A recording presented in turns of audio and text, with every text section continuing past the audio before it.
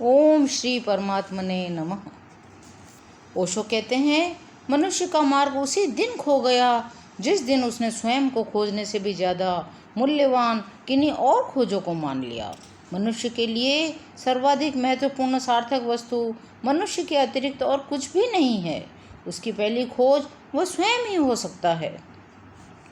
खुद को जाने बिना उसका सारा जानना अंततः घातक ही होगा।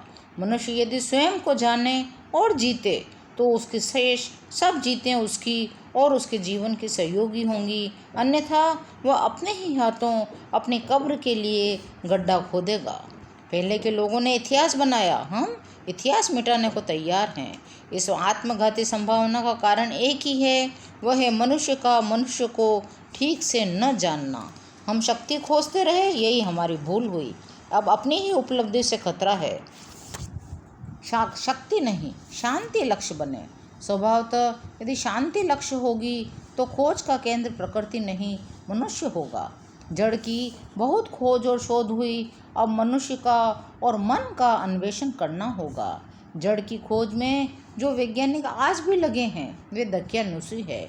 उनके अन्वेषण की दिशा आमूल बदल जानी चाहिए। समाज मनुष्य के गुणनफल के अतिरिक्त और कुछ भी नहीं है, वह हमारे अंतर संबंधों का ही फैलाव है। व्यक्ति ही फैलकर समाज बन जाता है। जो व्यक्ति में घटित होता है उसका ही वृहत रूप समाज में प्रतिनिधित्व होगा।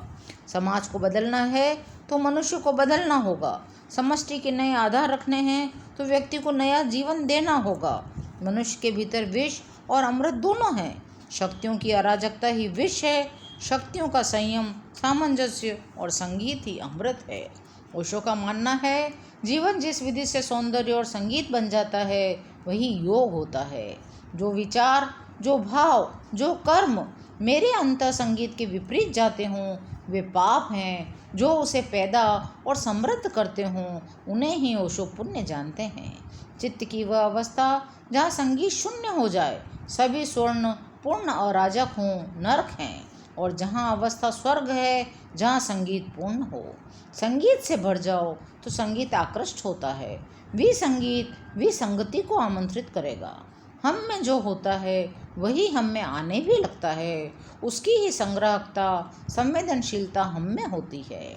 हमें व्यक्ति के अंतर्जीवन को स्वास्थ्य और संगीत देना है। अब मनुष्य को सर्वप्रथम रखना होगा। विज्ञान और धर्म दोनों का केंद्र मनुष्य बनना चाहिए।